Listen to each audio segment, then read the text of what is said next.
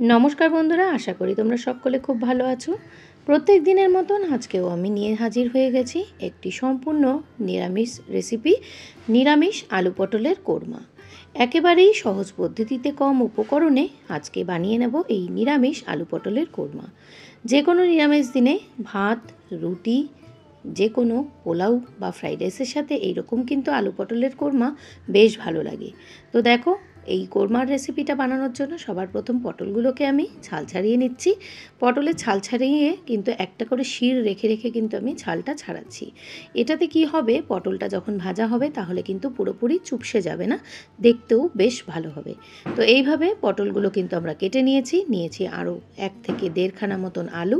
তো দেখো আলু আর পটল এখানে ধুয়ে আমি একটা প্লেটে নিয়ে চলে এসেছি। এরপর আমি এখানে সামান্য নুন আর হলুদ মাখিয়ে রেখে দেবো 5 থেকে 6 মিনিটের জন্য। এইভাবে বেশ কিছুক্ষণ মাখানো থাকলে এই পটল আর আলুর মধ্যে যে জল থাকে এক্সেস সেটা কিন্তু বেরিয়ে যায় এবং ভাজার সময় কিন্তু খুব একটা বেশি কালোও হয় না। তো এইভাবে মাখিয়ে আমি 5 মিনিট রেখে দেবো। তো এই মাখানো চলতে চলতে একটা ছোট্ট অনুরোধ, যারা আজকের ভিডিওটা নতুন দেখছো অবশ্যই ভিডিওটাতে লাইক করে পাশে থাকা বেল নোটিফিকেশান অন করে আমার বন্ধু হয়ে যেও। তো চলো এখন এইটা মাখিয়ে নিয়ে এখন একটা মশলা তৈরি করে নিচ্ছি। আমি 1/2 ইঞ্চি মতন আদা নিয়েছি, 2টো কাঁচা লঙ্কা নিয়েছি, কাশ্মীরি রেড চিলি পাউডার 1 চামচ, হলুদ গুঁড়ো 1 চামচ, 1 চামচ জিরের গুঁড়ো আর 1 চামচের থেকে একটু কম ধনের গুঁড়ো। এই সব মশলাগুলোকে কিন্তু জল দিয়ে ভালো করে মিক্সার গ্রাইন্ডারে পেস্ট করে নেব। রান্নার প্রথমেই সবার প্রথম কড়াতে 2 tablespoon to 3 tablespoon মতন আমি সর্ষের তেল দিয়েছি। গরম হয়ে যাওয়ার পর তাতে দিয়ে দিয়েছি বেশ কিছুটা সাদা জিরে ফোড়ন হিসেবে, দিয়েছি 2টো এলাচ আর দিয়েছি একটা লবঙ্গ আর দিয়েছি 2টো দারচিনি। এই মশলাটা হালকা ভাজা হয়ে যাওয়ার পর, ফোড়নটা ভাজা হয়ে যাওয়ার পর এখন আমি কিন্তু এই পটলগুলো তেলের মধ্যে দিয়ে দিচ্ছি। পটলটা তেলের মধ্যে এপিটোপিট করে একটু ভেজে নিতে হবে। তো তোমরা চাইলে এখানে নুন দিতে পারো, আমি আর নুন দিইনি যেহেতু প্রথমেই আমি নুন দিয়ে দিয়েছি। তো এখানে পটলটা যখন বেশ কিছুটা ভাজা হয়ে যাবে 70% মতন, যখন গায়ে একটা রং ধরে আসবে, সুন্দর গন্ধ বেরোবে, তখন কিন্তু আমরা আলুটাও এখানে দিয়ে দিয়েছি। আলু আর পটল সুন্দরভাবে ভাজতে ভাজতে এখানে ঢাকা দিয়ে দিয়েছি 2 থেকে 3 মিনিটের জন্য। এতে কি হবে, ভাজাটাও ভালো হবে এবং পটলটাও নরম হয়ে আসবে, আলুটাও কিন্তু একটু সেদ্ধ হয়ে যাবে 50% মতন।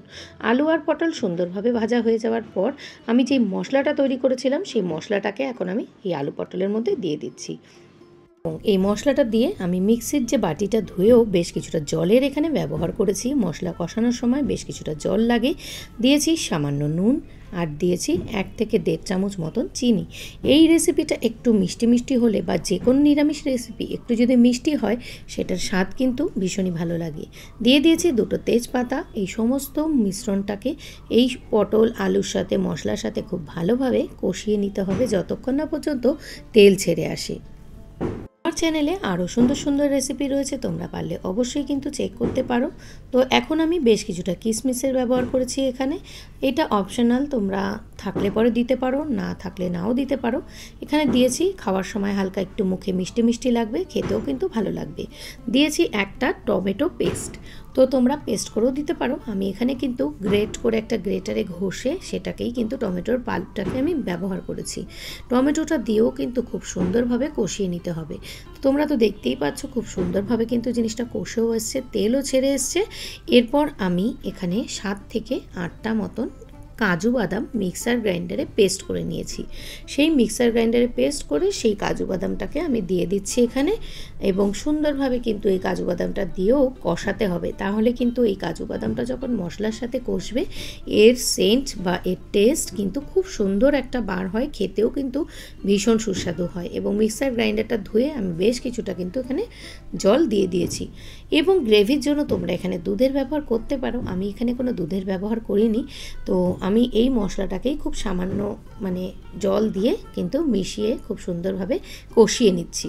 একদম যখন আমাদের এই গ্রেভিটা ফুটে আসবে তখন আমরা ঢাকা চাপা দিয়ে 5 থেকে 6 মিনিটের জন্য রেখে দেব এবং একদম লো আছে যখন এটা পুরোপুরি সেদ্ধ হয়ে যাবে সুন্দরভাবে কিন্তু এই রান্নাটাকে একটু নাড়িয়ে এবং এর মধ্যে দিয়ে দেব সামান্য গরম মশলা এবং দিয়ে দেব 1 চামচ ঘি। দেখো আমাদের আলুটাও কিন্তু পুরোপুরি সেদ্ধ হয়ে গেছে।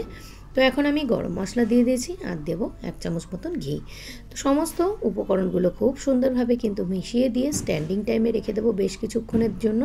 তো দেখো আমাদের কিন্তু এই সম্পূর্ণ নিরামিষ উপায়ে পটলের কোরমা একেবারে রেডি। তো কেমন হয়েছে অবশ্যই কিন্তু কমেন্টের মাধ্যমে জানিও। ভিডিওটা ভালো লাগলে একটা লাইক করো, পাশে থাকা বেল নোটিফিকেশানটা অন করো। সকলে ভালো থেকো, আবার আসবো পরবর্তীতে নতুন রেসিপি।